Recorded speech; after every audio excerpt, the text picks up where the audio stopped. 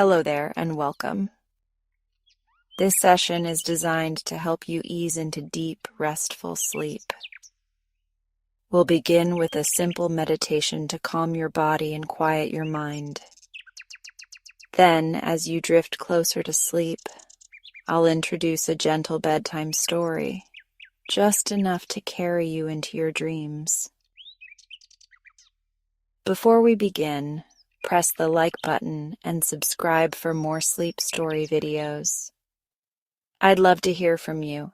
Leave a comment saying where you're listening from and what time. Find a comfortable position, close your eyes, and take a deep breath in and out. Take a slow, deep breath in and exhale gently. One more time, inhale deeply, filling your lungs with fresh, soothing air. And as you exhale, let go of the day, releasing any tension, any thoughts that no longer serve you. With each breath, feel your body becoming lighter, more at ease, sinking into comfort. You're doing great. Next, bring your awareness to the top of your head. Imagine a warm, gentle light resting there, like the soft glow of a bedside lamp. This light begins to spread slowly, easing away any tension in your forehead, softening the space between your eyebrows, relaxing your eyelids, your cheeks, your jaw. There's nothing you need to hold on to. Just let everything soften, loosen, unwind. Feel your shoulders drop slightly as if a weight has been lifted. Your arms become heavy, sinking into deep relaxation. With every breath, this warmth moves lower, your chest rising and falling effortlessly, your stomach soft and calm, your legs and feet completely at rest. The world around you fades into quiet. There is nothing to do, nowhere to be. Just this moment, just rest. Imagine yourself wrapped in a cozy, soft blanket of stillness, safe, warm, and peaceful. Each breath carries you deeper into comfort, deeper into rest, deeper into sleep. And here's tonight's cozy bedtime story. The Secret Mirror. My name is Daniel Carter, and every morning I wake up feeling like I'm strapped to a carousel that's spinning too fast and showing no signs of stopping. This isn't the thrill ride kind of carousel. It's the kind that makes you slightly nauseous and dizzy with its relentless, monotonous rotation. I'm a small business owner, or at least that's what I tell myself, and every day feels like a battle to keep the doors open and the lights on. My best friend Jake often jokes that I should write a book about my entrepreneurial misadventures. It would be a bestseller, Dan.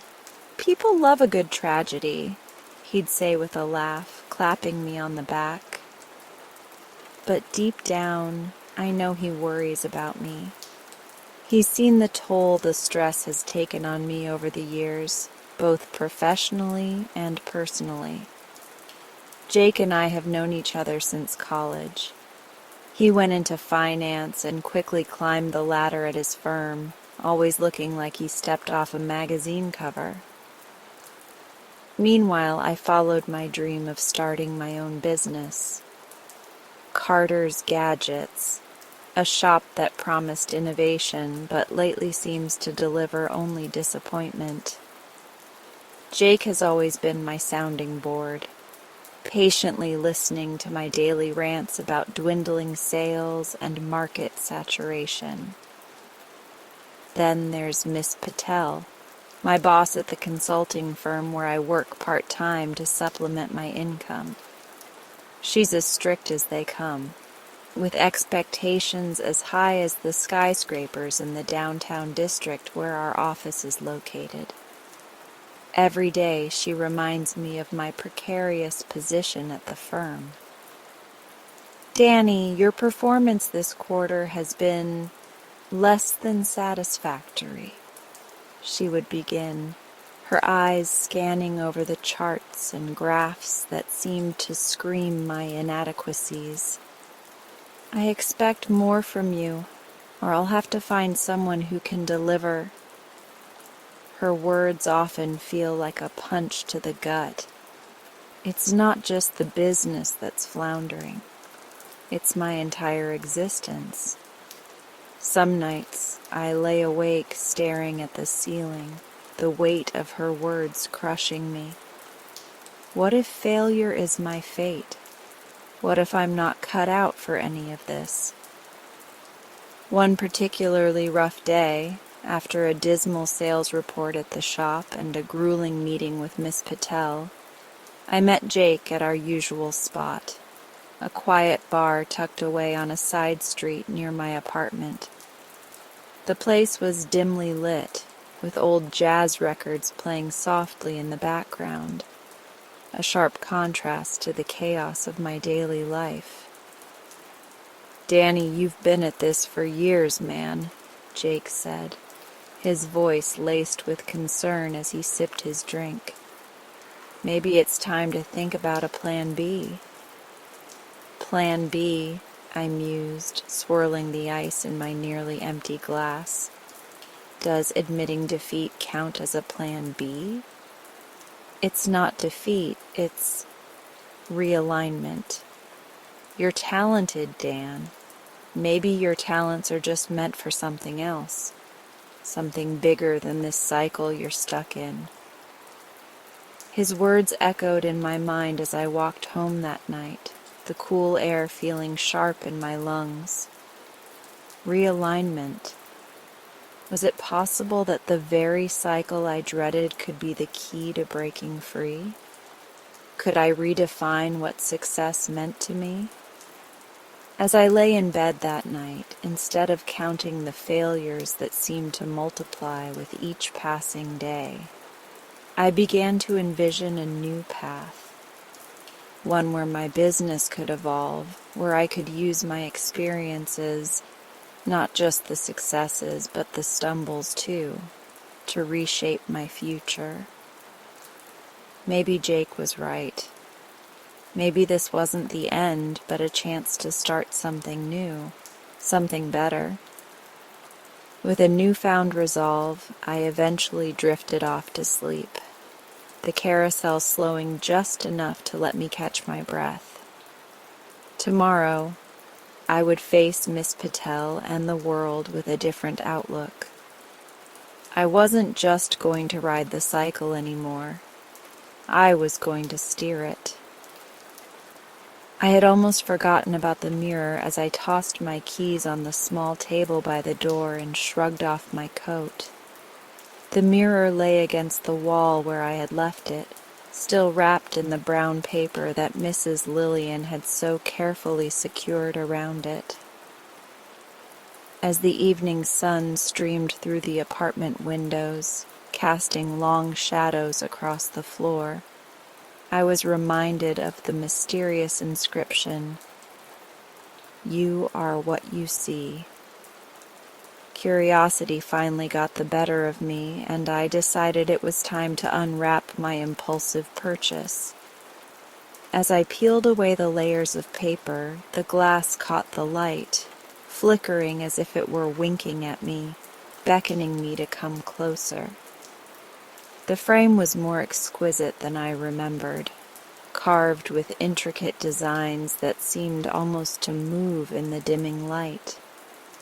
I propped the mirror against the wall across from my bed. It was taller than I was, and quite imposing in the cramped space of my apartment. Stepping back, I caught my reflection, a bit disheveled from the day, hair tousled, a questioning look in my eyes. Remembering Mrs. Lillian's cryptic comment that the mirror was special, I chuckled to myself. Special, sure, I muttered, not quite believing in anything beyond the ordinary. That night, as I lay in bed, the mirror's presence loomed in the darkness. The moonlight spilled across the room, illuminating the glass and casting eerie reflections that danced across the ceiling. Sleep eluded me as I watched the shifting shapes, my mind replaying Mrs. Lillian's words. The next morning I awoke with a start. The sunlight was already brightening the room, making the mirror gleam. As I sat up, rubbing the sleep from my eyes, I froze. In the mirror, where my reflection should have been, was a room that was decidedly not my own.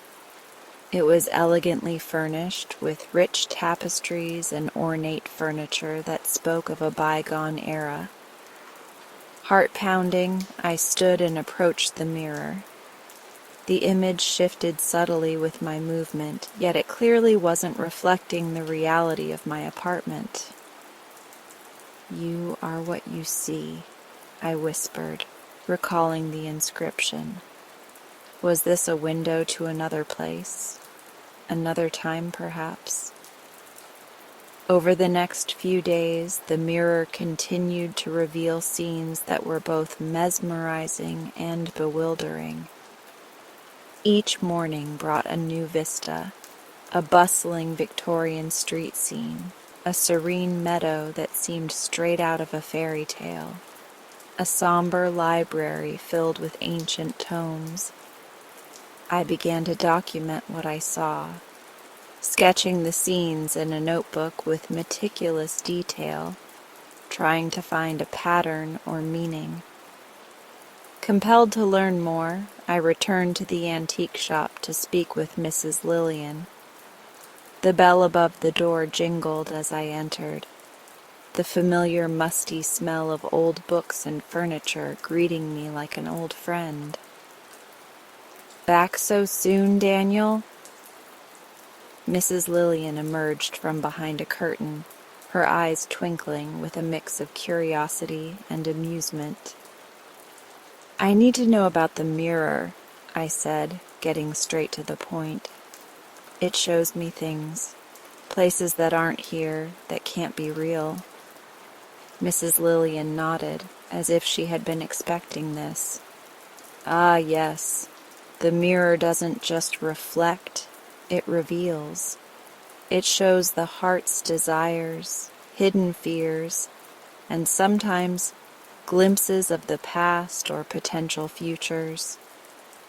"But how is any of this possible?" I asked, frustration threading through my voice. "It's not for me to say how, only that some objects have power beyond our understanding. This mirror, it might be showing you what lies within you, or it might be showing you what could be. The question is, what will you do with these visions?" I left the shop more confused than when I had entered. The mirror's revelations seemed both a gift and a burden. That night I sat before it, not just looking but really seeing. The room it revealed was familiar now, a study with a large oak desk and shelves lined with books. I noticed a figure, a man sitting at the desk, his head bent over a large tome.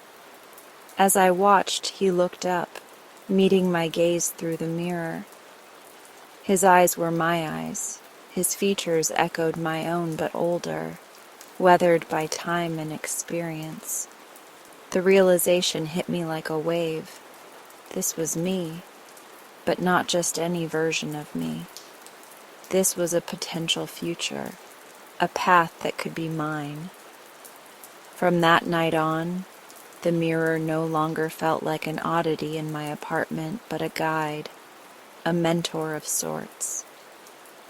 Each reflection, each scene it showed me was a piece of a larger puzzle that was my own life and choices. I learned to embrace the visions, using them not just to see, but to reflect on who I was and who I might become.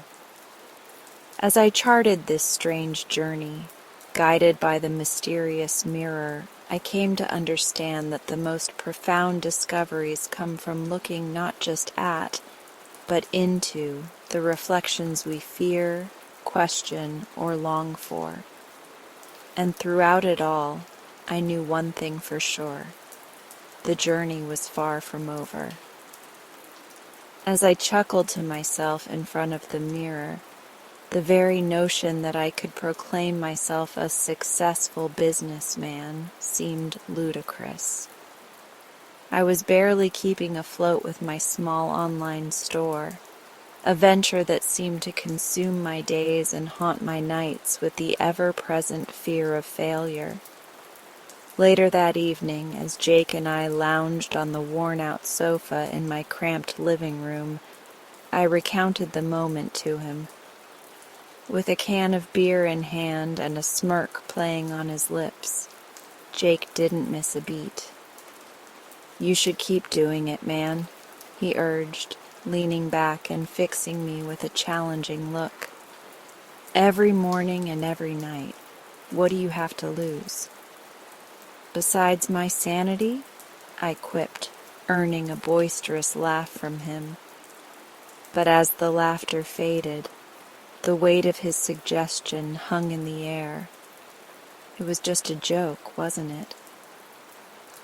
Yet, as I lay in bed that night, Jake's words echoed in my mind.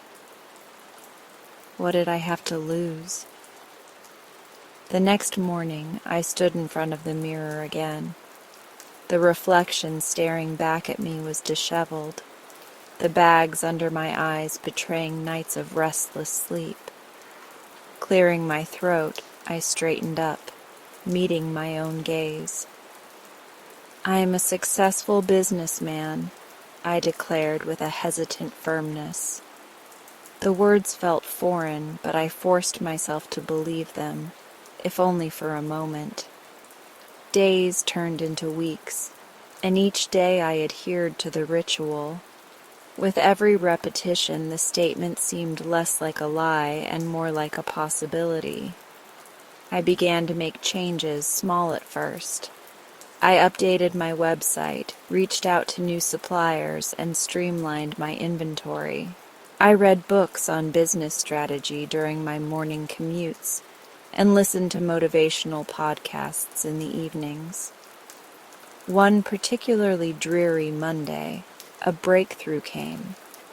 I received an email from a large distributor interested in some of my niche products. The negotiations were intense and draining, and more than once I felt out of my depth. Yet each morning and night, the mantra in the mirror bolstered my resolve. I am a successful businessman. By the time the deal was signed, something in me had shifted. I walked taller, spoke with more confidence, and approached problems with a solution-oriented mindset. The mirror had become less of an object and more of a witness to my transformation. Jake noticed the change too. "I told you, man," he said one evening as we celebrated the deal with a couple of beers. "You just had to own it." His approval warmed me, reinforcing the newfound belief in myself. Encouraged by my success, I started networking, connecting with other entrepreneurs and sharing my journey. At a local conference, I met a woman named Sarah, whose experience in digital marketing opened new avenues for my business.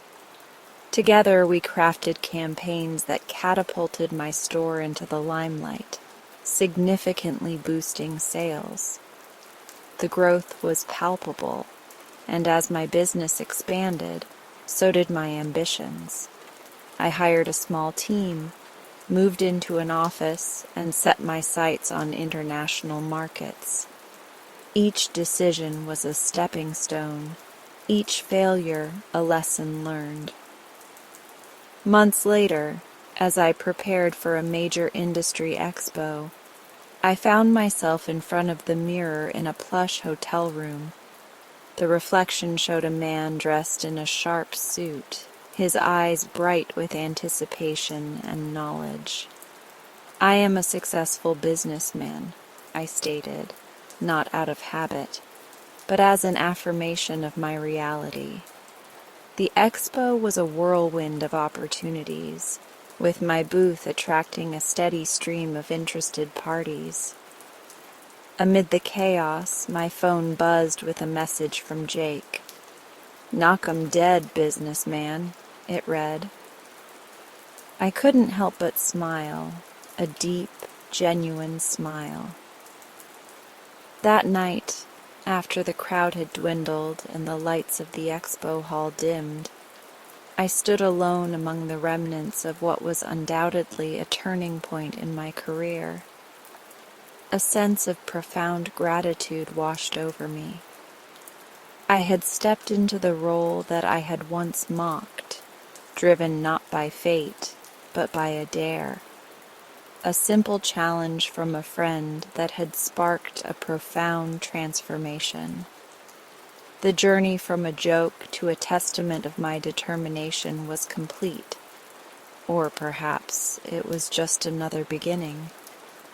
As I packed up my booth, ready to tackle whatever came next, I realized that each step forward was a reflection of my growth, mirrored not just in glass, but in every action I took. And for the first time in a long time, I looked forward to catching my reflection, to seeing who I would become next. As I recite my morning mantra in front of the bathroom mirror, the words feel slightly less cumbersome than before. I am confident, I am successful. Each syllable a stepping stone away from my old self-doubting whispers. Today I clutch those words close as I grab my briefcase and head out, ready to face the world, or at least the small part of it that exists in the bustling downtown where I work. The air is crisp, the kind of morning that wakes up every nerve. I take the familiar path to the cafe where I get my daily dose of caffeine before diving into the relentless emails and meetings. The cafe, a cozy little spot with an old-fashioned espresso machine that sputters and hisses like it's sharing our secrets, feels more welcoming than ever. As I push open the door, the warm scent of roasted coffee beans envelops me, and there she is, Emily, with her effortless smile and the way she remembers everyone's favorite order. I've been coming here for months, but only recently have I noticed the extra sparkle in her eyes when she looks my way. It's probably just my newfound confidence making me see things differently, or so I tell myself. "Morning, Daniel, the usual?" she asks, her voice a smooth melody that somehow overshadows the bustling ambiance of the cafe. "Actually, Emily, I think I'll try something new today. What do you recommend?" The words slip out before I can overthink them, my heart pounding against my chest like it wants to reach out and grasp this new character I'm playing. Her smile widens and she leans in slightly. "Feeling adventurous, huh? How about a caramel macchiato with a double shot? It'll kickstart your day." "Perfect," I reply, marveling at my own audacity. I pay for the coffee, and our fingers brush briefly. A jolt of electricity. I want to say something charming, something memorable, but instead I manage a simple thanks. As I take a seat by the window, I can't help but steal glances at Emily as she moves gracefully around the cafe, her laughter blending with the clinks and clatters of cups and saucers. There's something about her today, something more inviting. Or maybe it's just me, seeing the world through the rose-tinted glasses of my affirmations. Halfway through my coffee, I notice Miss Patel, my stern-faced boss, entering the cafe. Her presence feels like a cold shadow creeping over my little sanctuary. She spots me and heads over, her expression unreadable. "Daniel working remotely today?" she asks, a hint of sarcasm lacing her tone. "Just fueling up before the office," I reply, my voice steadier than I feel. "Would you like to join me?" To my surprise, she accepts, settling into the chair across from me. We talk about the upcoming projects, and I find myself speaking more confidently, discussing ideas I would have hesitated to mention just weeks ago. Miss Patel listens, actually listens, nodding along and occasionally sipping her espresso. As our impromptu meeting wraps up, Emily comes over to clear our table. "Everything was all right?" she asks, her gaze lingering on me a moment longer than necessary. "Excellent. Thank you," Miss Patel answers for both of us, then turns to me with a rare smile. "Daniel, I'm impressed. Keep up the good work." As they both walk away, I sit there, the remnants of my caramel macchiato turning cold. My heart races with a mix of excitement and fear. Today, I stepped out of my comfort zone, engaged in meaningful conversation with my boss, and even flirted, albeit awkwardly, with Emily. Maybe there's some truth in those affirmations after all. Maybe I am confident. Maybe I am successful. Or maybe, just maybe, I'm starting to believe that I could be. As I leave the cafe, I toss my cup in the trash, the last drops of coffee swirling with the possibilities of what tomorrow might bring. As I sat back down after my brief yet significant contribution to the meeting, I could feel a mix of exhilaration and disbelief coursing through me. For so long, I had been the quiet one, the one who nodded and smiled, who did his work quietly and didn't dare to speak up. But today was different. I couldn't help but wonder, was it the mirror affirmations I had started doing every morning? Was I actually starting to believe in myself? The meeting room was abuzz with discussions, but my thoughts were on a different frequency. I was replaying the moment over and over in my head. Miss Patel's nod wasn't just a mere acknowledgement. It was a gesture that seemed to say, "Well done, Daniel." And coming from her, it meant more than a pat on the back. It was a signal that I was finally being seen. As everyone started to file out of the room, Jake clapped me on the back. "Look at you, dude. Where's this been hiding?" He chuckled, his bright smile reassuring. "I don't know, man," I replied, shaking my head slightly. "Just trying something new, I guess." "Keep at it. It suits you," Jake encouraged before heading out, leaving me to gather my things and my thoughts. The rest of the day was a blur of routine tasks, but my mind kept drifting back to that moment of unexpected affirmation. As I powered down my computer and grabbed my bag, I decided to take a different route home, needing some extra time to clear my head. The walk was refreshing, with the cool breeze of early fall swirling around. Leaves crunched under my feet as I walked through the park, observing families and joggers enjoying the evening.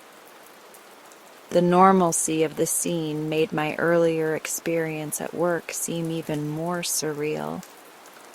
Arriving home, I headed straight for the bathroom. Standing in front of the mirror, I looked into my own eyes, searching for the Daniel who had spoken up earlier. The mirror exercises felt silly at first when I started them a few weeks ago. Every morning I would look at my reflection and say, "You are competent, you are insightful, your ideas are valuable." I had felt foolish talking to myself, but now the reflection staring back at me seemed slightly different, more confident. The next morning I followed the same routine. Only this time the words didn't feel as forced. I believed them more than I ever had before.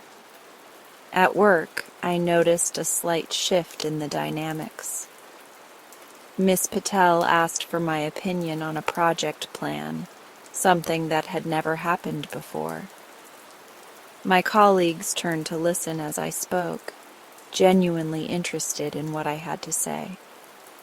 It was empowering and terrifying at the same time.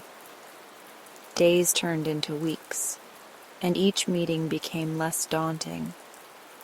I found myself contributing more frequently, engaging in discussions and offering insights that had previously only echoed inside my head.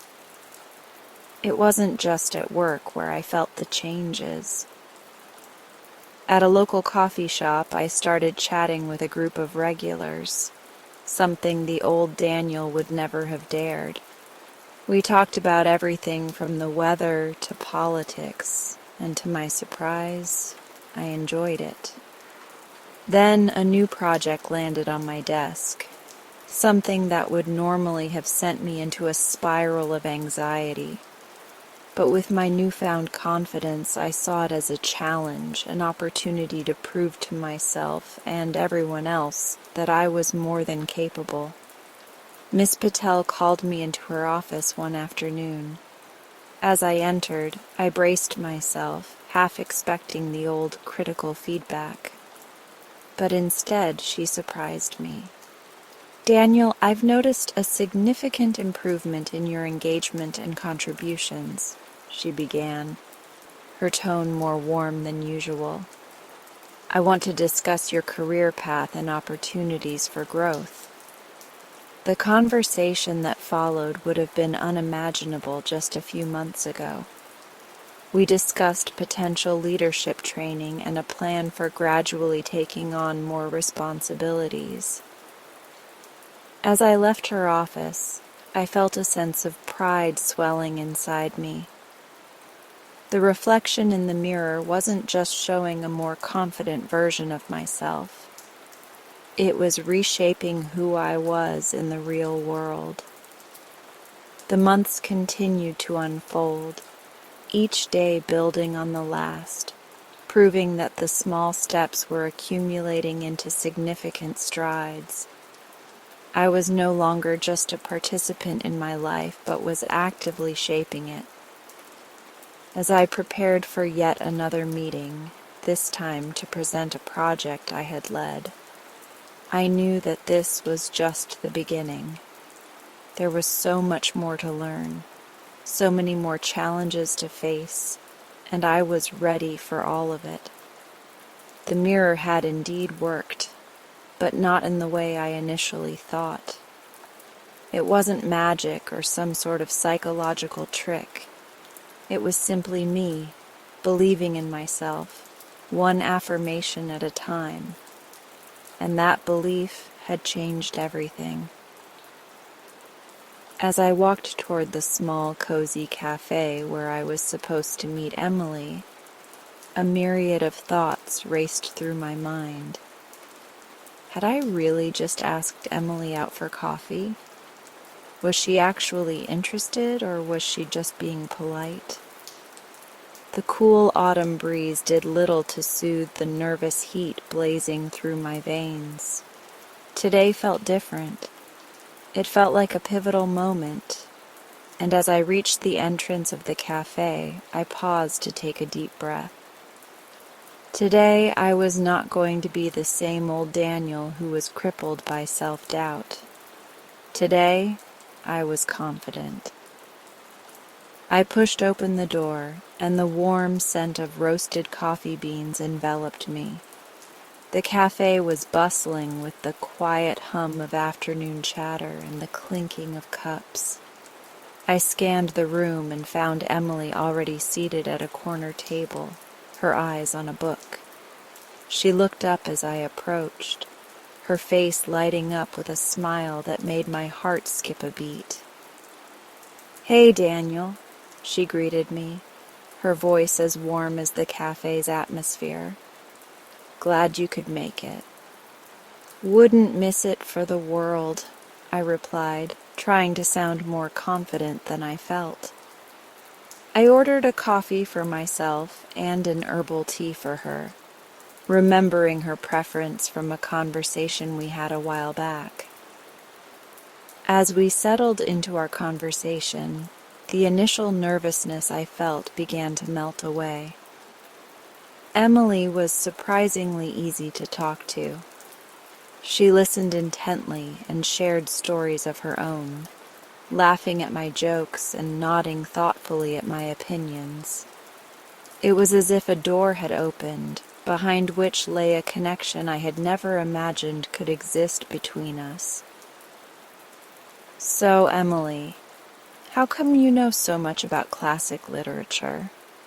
I asked, genuinely curious about her insightful comments on the book she was reading when I arrived.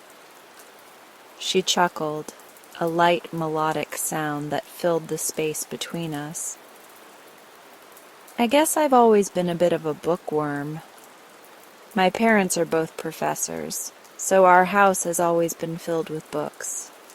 Literature is like a refuge for me, a way to explore new worlds and ideas."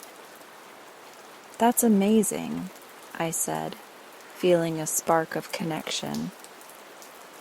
I've always admired people who could get lost in books. Myself, I'm more of a hands-on guy. You know, more into sports and all that. "That's quite a balance between us then," she replied with a teasing grin. "Maybe you can teach me a thing or two about sports, and I could get you into some classic novels." The idea of exchanging interests excited me, and it seemed to excite her too. We spent the next hour discussing everything from our favorite childhood memories to our aspirations for the future. It was during these conversations that I realized I had indeed been holding myself back, not just from relationships, but from life itself.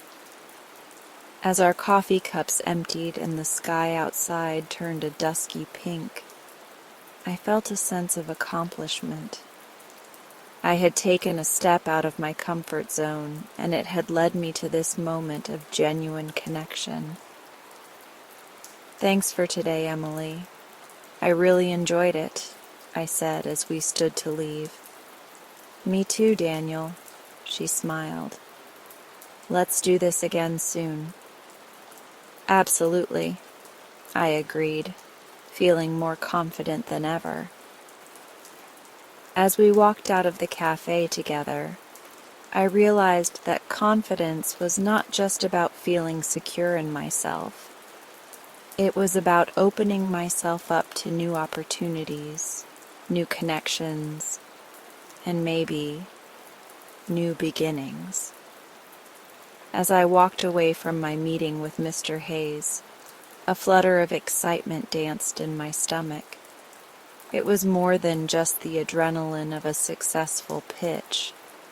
It was the certainty that things were finally aligning in my favor.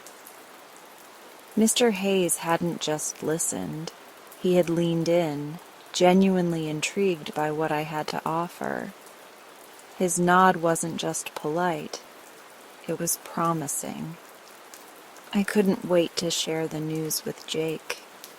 He had been with me from the start, from the days of drafting business ideas on napkins in our cramped college dorm. I pulled out my phone and dialed his number as I made my way down the busy street, the city buzzing around me like it was in on my potential success. "Jake, you're not going to believe it," I said as soon as he answered, trying to catch my breath. "Tell me he hated it so I can drag you out for beers to drown your sorrows," Jake joked, his voice full of mock seriousness. "Quite the opposite, my friend. I think Mr. Hayes is on board. He wants another meeting next week. He even hinted at discussing figures," I replied, unable to keep the grin off my face. "Figures, as in actual investment figures?" Jake's voice rose with excitement. "Daniel, that's incredible. We need to celebrate." "I know, but let's not jinx it. I want to nail down the details first. Can you meet tomorrow to strategize? We need to refine our pitch and maybe add a couple more projections he seemed interested in." "Absolutely, I'll clear my schedule." "This could be the break we've been working for, Daniel. You did it." Hanging up, I felt a surge of pride mixed with nervous anticipation. This was our chance to transition from a struggling startup to a serious player in the industry. The thought made my steps lighter, almost as if I were walking on air. The next day I met Jake at our usual spot, a quiet cafe that had become our unofficial office. We spread out our documents, laptops open, cups of coffee at the ready. We dove into our business model, dissecting every aspect Mr. Hayes had shown interest in and strengthening areas we felt were weak. As we worked, I couldn't help but reflect on how far we had come. The early days of our business were marked by uncertainty and fear. Fear of failure, of rejection. But facing those fears head-on, especially today, made me realize how they had shaped me. I had learned that the fear of no was far less daunting than the regret of what if.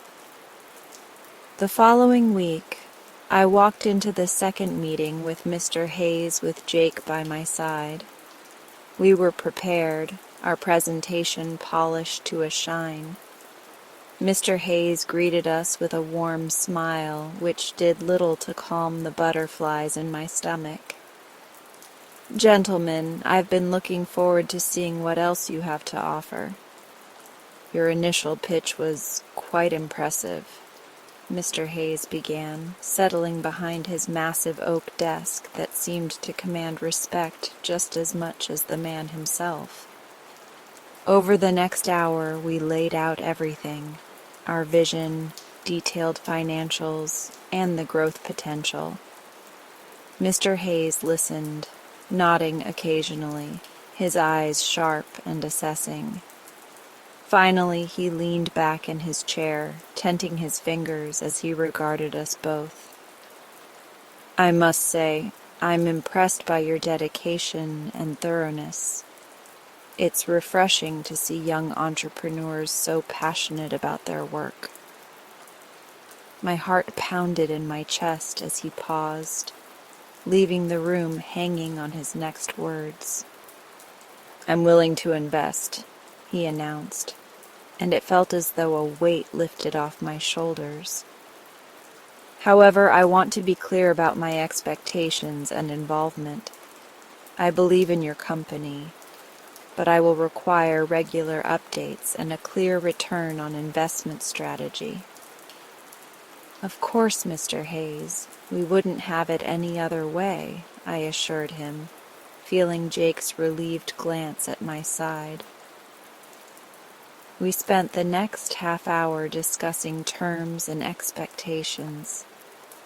By the time we left his office, we had not only secured an investment, but also gained a mentor. As Jake and I stepped out into the sunlight, the future never looked brighter. We had done it. We had taken a leap into the unknown, faced our biggest fears, and it had paid off. Now the real work would begin, and I was ready. More than ready, I was eager. Reflecting on the journey, I knew that this was just the beginning. There were many more challenges ahead, but for the first time I felt equipped to handle them. With Jake at my side and Mr. Hayes behind us, anything seemed possible. The road ahead was uncertain, but it was ours to conquer, and I couldn't wait to see where it would lead. I stood at the threshold of the antique shop, hesitating a moment before entering. The familiar tinkling of the bell above the door announced my arrival, but today the sound seemed to resonate deeper, echoing the turmoil of revelation still fresh in my mind. Mrs. Lillian was behind the counter, her eyes crinkling with a smile that suggested she had been expecting me. "Back so soon, Daniel?" she asked, her voice a gentle nudge. I nodded, my gaze drifting to the back of the shop where the ornate mirror stood. It was just an object, I told myself. Yet after last night, it felt like so much more.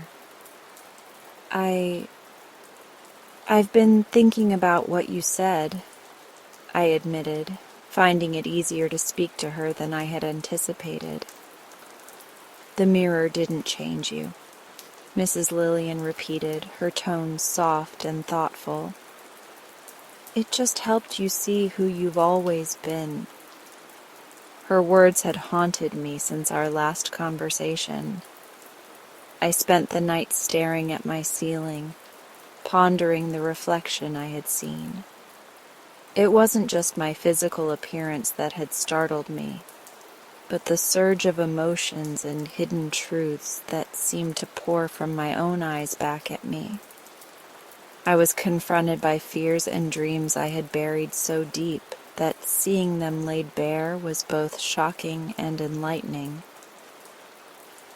"Mrs. Lillian, how does it do that?" I asked, my curiosity overpowering the residual fear. "How does a mirror show something so deep?" She gestured for me to come closer, and we walked together to the mirror.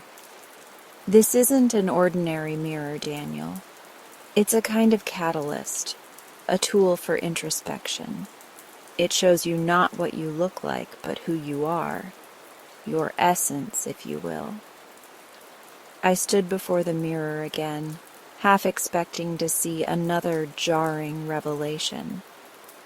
But this time, I only saw myself, my usual features, my everyday expression. Yet something was different. I looked calmer, more understanding of the person staring back at me. "It's not showing me anything unusual today," I observed aloud, puzzled. Mrs. Lillian chuckled lightly. "The mirror reflects what you need to see when you need to see it. Maybe today you just need to see yourself as you truly are without fear or confusion." I pondered her words, realizing the truth in them. The initial shock had worn off, and now I was simply a young man standing in an antique shop, learning to accept himself. "I think I was afraid," I confessed, turning to face her. "Afraid of discovering parts of me I didn't know existed."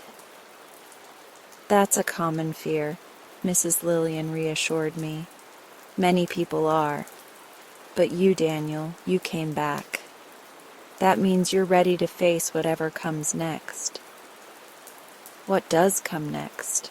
I asked, feeling a mix of anticipation and apprehension. That depends on you, she replied, her gaze steady and wise.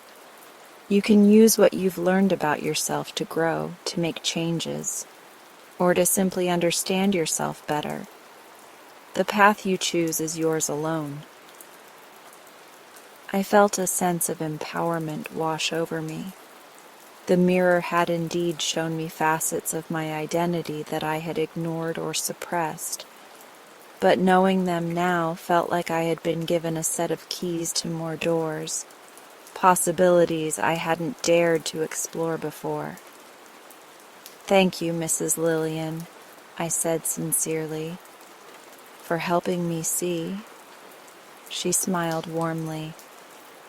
Just remember, Daniel, every reflection, whether in a mirror or in life, is an opportunity to learn and to grow. Keep looking, and you'll keep learning. As I left the shop that day, I felt lighter than I had in a long time. The image of the mirror stayed with me, a reminder that the most profound discoveries come from within. And with each step I took, I knew I was walking towards a future where I could embrace all parts of myself, the known and the yet to be discovered.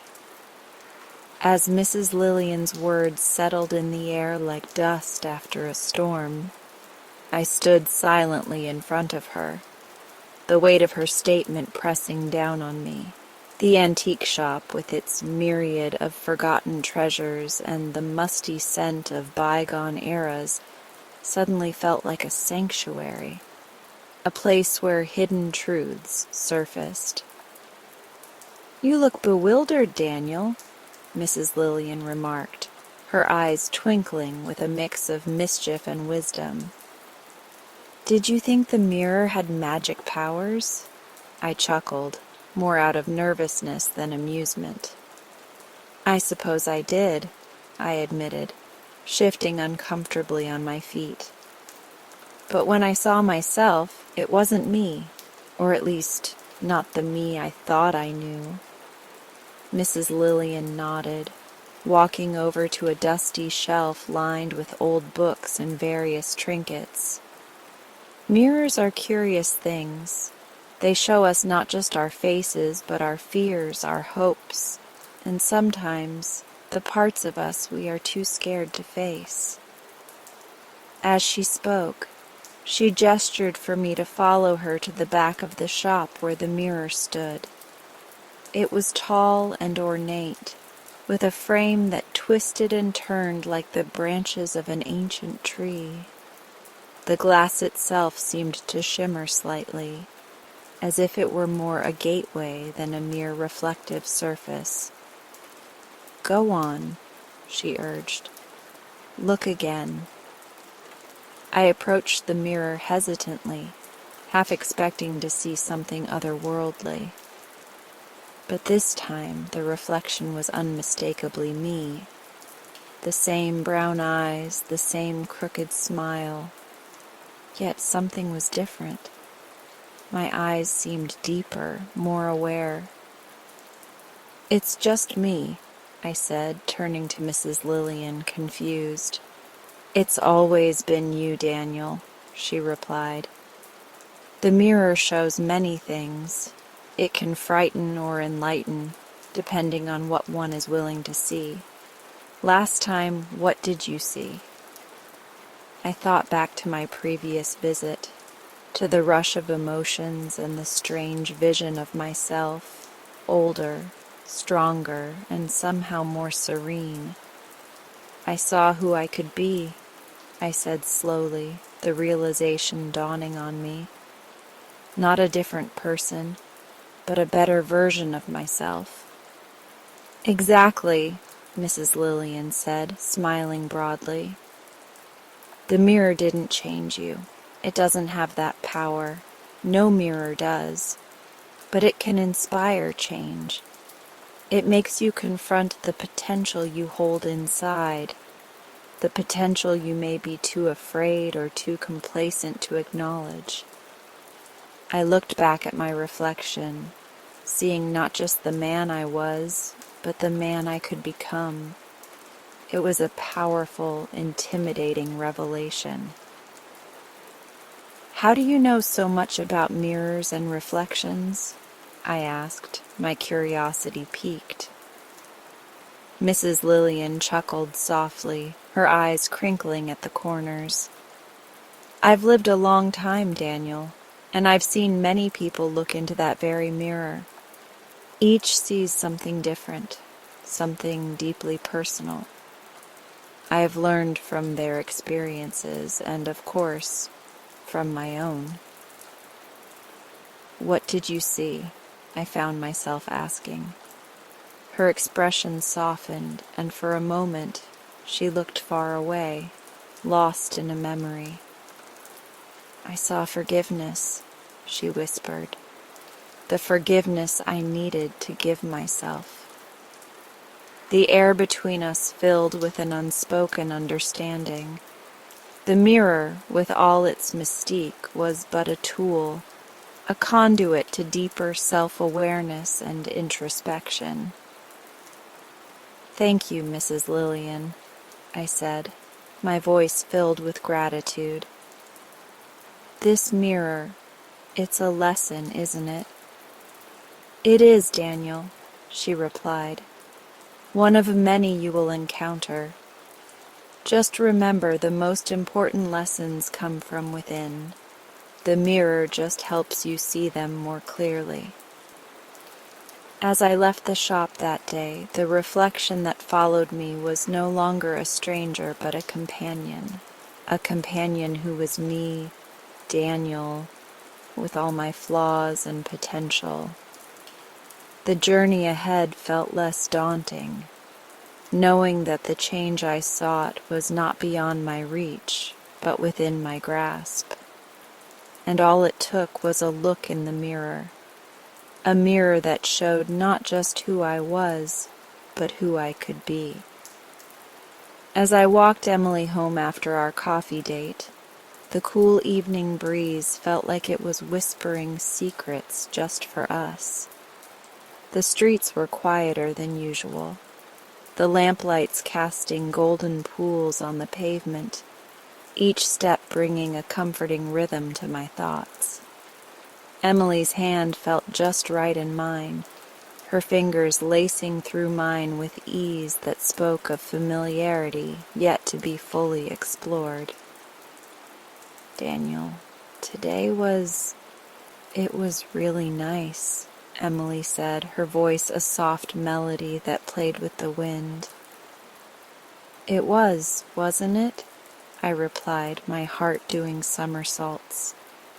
I could hardly believe how natural it felt to be with her, how the hours had melted away over coffee that turned cold too soon because we were too busy diving deep into conversations that ranged from our favorite books to our dreams of the future. As we reached her front door, she turned to me, her eyes holding mine with an intensity that made the rest of the world fade away. "I don't want this to end," she confessed, her cheeks tinged with a blush. "Neither do I admitted, my voice barely above a whisper. In a bold move driven by the heart pounding in my chest, I leaned in and kissed her. The world didn't just fade this time. It disappeared entirely as we savored a moment that felt like the beginning of everything. Walking back to my apartment, my phone buzzed. It was Jake. "Hey man, got a minute?" "Always," I responded, my stride never breaking. Jake and I had been through thick and thin, but lately our paths had seemed a bit divergent. him being more reclusive while I ventured out into this new version of myself. Dude, seeing you with Emily, how you guys are together, it's inspiring. I've decided it's time for a change for me too, Jake said, a note of resolve in his voice that I hadn't heard in a long time. That's great to hear, Jake. What are you thinking about doing? I asked, genuinely interested. I'm going to start with the gym, get back into shape, then maybe some classes, learn something new, get out of my comfort zone, he replied, his tone lighter, almost excited. That sounds perfect, Jake. Let me know if you need any company or want to try out something together, I offered, hoping to support him in any way I could.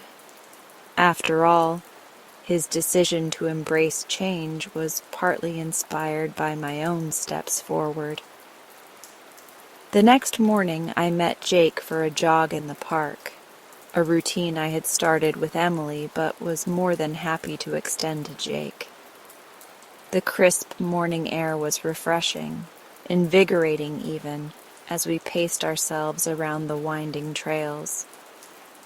You know, it's funny, Jake started, breath puffing in small clouds. I always thought self-improvement was this solitary journey. But seeing how you and Emily push each other, support each other, it's made me realize it's much more of a community thing. You're right, I said, thinking about how Emily's encouragement had propelled me to new heights. It's about sharing that journey, growing together, makes the tough parts easier and the best parts even better. As weeks turned into months, our trio found a rhythm together. Emily and I grew closer, our relationship a steady flame that warmed us from within. Jake's transformation was incredible. Not only did he get in shape, but he also took night classes in graphic design, discovering a passion for art that he never knew he had. One evening, as we all sat at our favorite cafe, Jake raised his glass. To new beginnings and to friends who make us believe we can be more than we ever thought possible.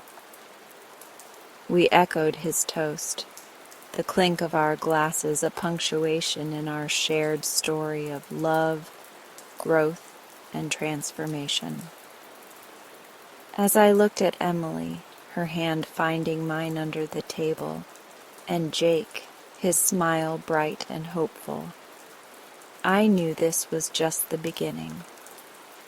Life was a journey of continual growth, and with these two by my side, it was a journey I was thrilled to be on. From the moment Mr. Hayes presented the deal, I knew this was not just any ordinary business opportunity.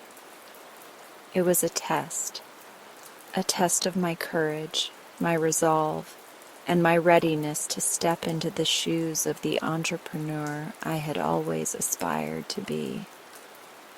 The old me would have balked at the risk, parsed every detail until the opportunity slipped away. But standing in Mr. Hayes's expansive office with the city skyline stretching out like a canvas of possibilities behind him, I felt a surge of boldness I couldn't ignore. Daniel, this isn't for the faint-hearted, Mr. Hayes had said, his voice carrying the weight of years in the cutthroat business world. It's all or nothing. Are you in? I nodded almost instinctively. I'm in, I declared, my voice steadier than I felt. After the meeting, I wandered through the humming streets of downtown, my mind racing. What had I just committed to? The plan was audacious, a new tech startup aimed at revolutionizing the way small businesses interact with their consumers through AI-driven analytics. It was visionary, it was bold, and it was utterly terrifying. But as I walked, my fear began to morph into excitement. I thought about what Miss Patel would say. She had always encouraged me to take chances, to learn from the journey rather than fear the destination. With her guidance at the university, I had honed not just my skills, but my philosophy towards life and business. "Risk is the gateway to reward, Daniel," she would often say. I decided to visit her. Walking into her office felt like stepping into a sanctuary of wisdom and calm. Miss Patel looked up from her papers, her eyes lighting up with interest as I outlined the proposal. "Daniel, this is exactly the kind of opportunity I've always hoped you'd take," she said, her voice tinged with excitement. "But remember, with great risk comes great responsibility. You must be prepared, not just to succeed, but to learn from whatever the outcome may be." Her words bolstered my confidence. I spent the next few days poring over every detail of the business plan, refining pitches, and preparing for the multitude of challenges ahead. I met with tech developers, marketing gurus, and potential investors, each meeting adding a layer of depth to my understanding and strategy. As the launch day approached, the pressure mounted. Sleepless nights were spent revising strategies and second-guessing decisions. But with each passing moment, I grew more determined. The fear of failure still lingered at the back of my mind, but it was overshadowed by the thrill of pursuing something truly groundbreaking. Finally, the day arrived. Our launch was to be announced at a major tech conference downtown. As I stood backstage, waiting for my cue to step into the spotlight, I felt a hand on my shoulder. Turning around, I found Mr. Hayes looking at me with a reassuring smile. "Ready to change the world, Daniel?" he asked. I took a deep breath, feeling the weight of the moment. "Ready as I'll ever be," I replied, my heart pounding in my chest. The presentation went better than I could have imagined. The audience was captivated, the feedback was overwhelmingly positive, and by the end of the day, our social media pages were flooded with inquiries and well wishes. It felt surreal, like a dream I had stepped into willingly and found myself thriving in. In the weeks that followed, our startup began to gain traction. There were hurdles, of course, unexpected challenges, technical glitches, and the ever-present threat of competition. But with each obstacle, I grew more adept at navigating the tumultuous waters of entrepreneurship. One evening, as I sat in my new office overlooking the city that had seen me transform from a hesitant dreamer to a daring doer, I reflected on the journey. The risks were high, the stakes even higher, but I had proven to myself that I was capable of taking the leap. And as I looked out at the horizon, with the city lights twinkling like stars in a sky full of promises, I knew this was just the beginning.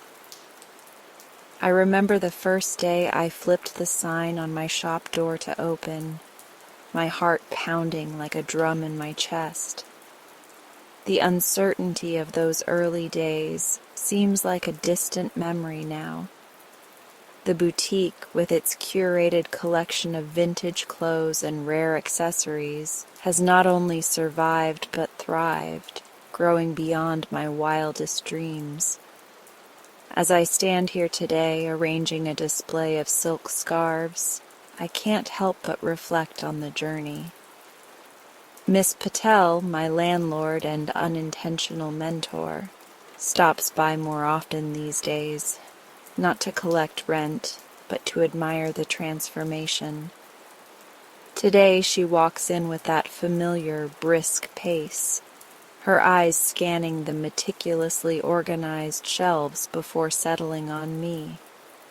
"Daniel, this place looks remarkable," she exclaims, her voice echoing slightly in the high-ceilinged room. "Thank you, Miss Patel. I couldn't have done it without your support," I reply, smoothing down my apron. She waves off my gratitude with a flick of her wrist. "Nonsense, it was all you. But speaking of support," she pauses, her gaze serious, "I've been meaning to discuss something with you." "Oh?" I prompt, curiosity piqued. "Yes, I've been approached by a few local businesses. They're struggling, Daniel, and they need a fresh perspective. I immediately thought of you." She tucks a strand of hair behind her ear, her expression earnest. "How would you feel about a consulting role?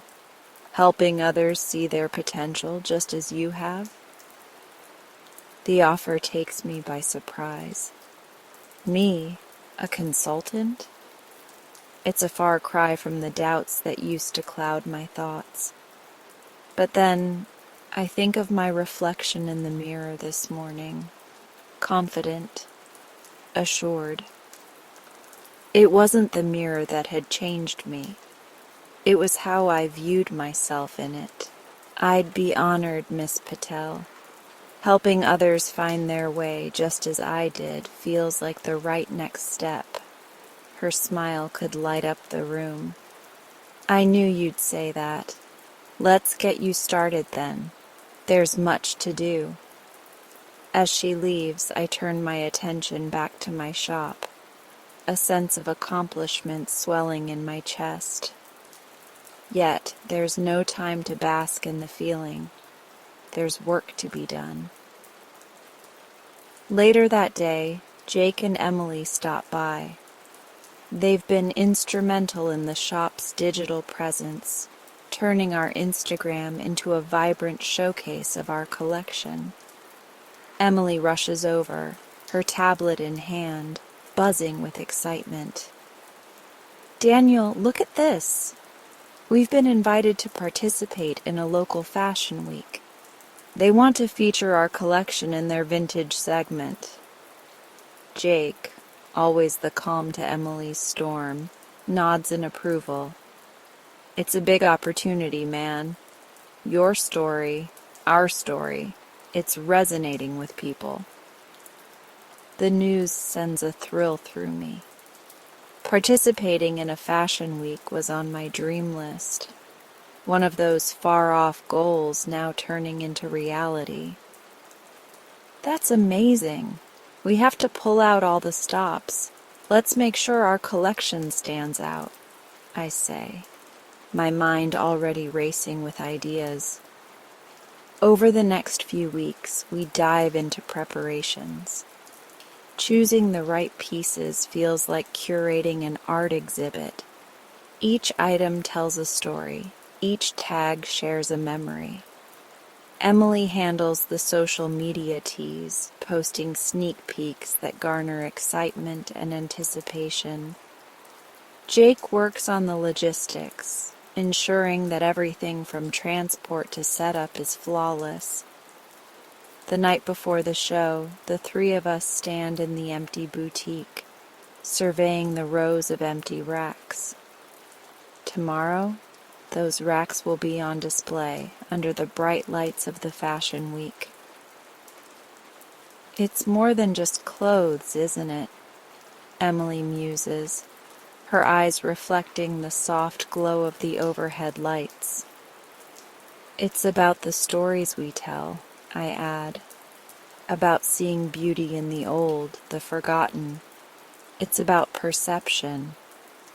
Jake claps me on the shoulder. And reality, man. Your reality now reflects your vision, your perception. You saw something great in this old shop, in us. And look where we are now. Their words, so full of truth, strengthen my resolve. This fashion week isn't just an opportunity for business growth.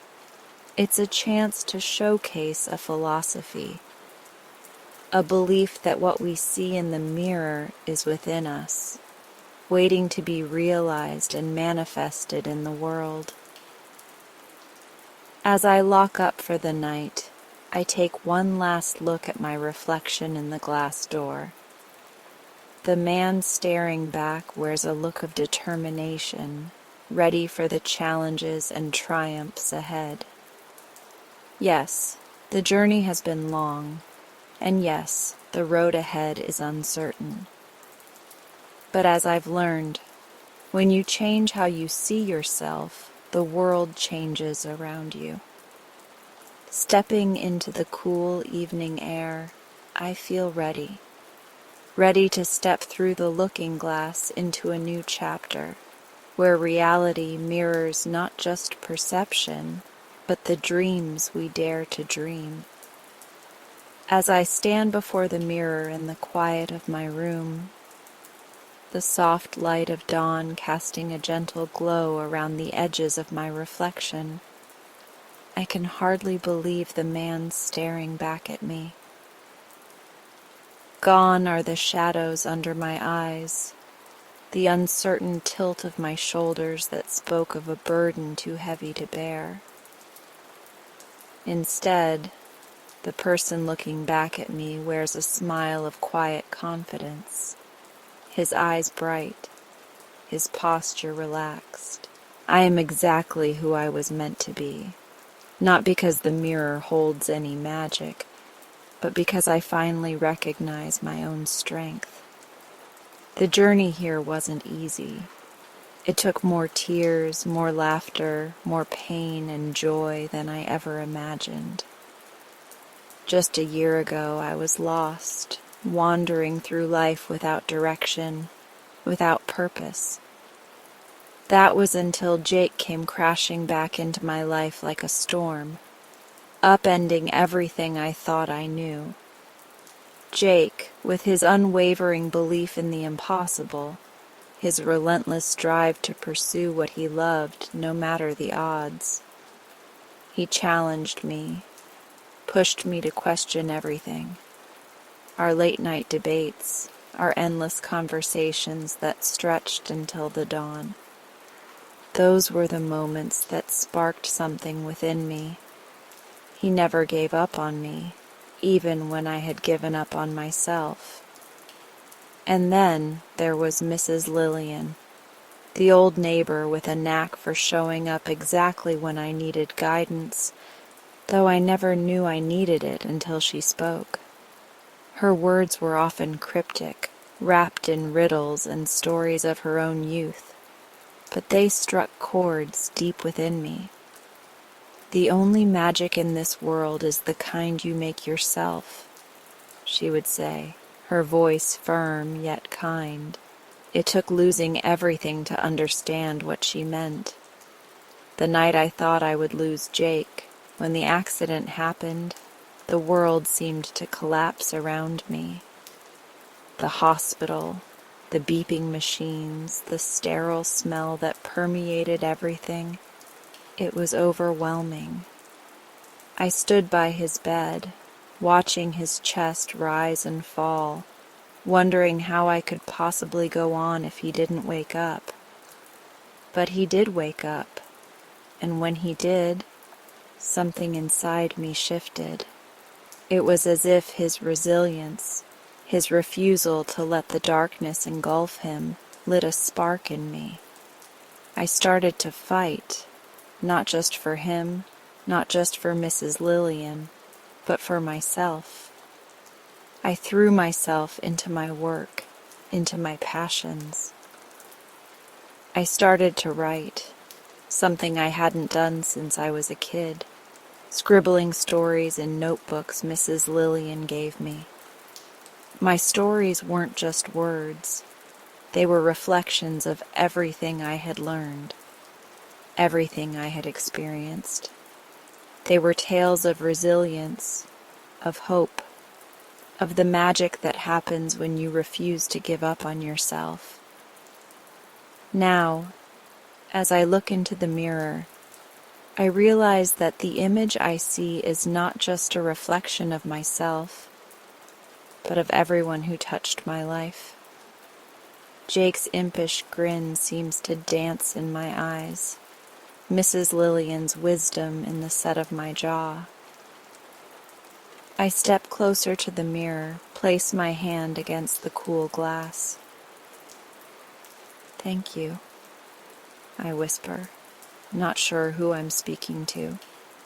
The reflection, Jake, Mrs. Lillian, or maybe just to the universe for bringing me this far. The smile that spreads across my face feels like a promise, a declaration. Outside, the world awakens. The city sounds begin to swell, a symphony of the living, of those who dare to dream. I turn away from the mirror, ready to face whatever comes next, because now I know the truth. The challenges, the struggles, they don't define me. They refine me. As I open the door, stepping into the soft light of a new day, I carry with me the lessons of the past, the hopes of the future, and the quiet, unyielding strength of knowing I am exactly who I was meant to be. The mirror was never magic. I was.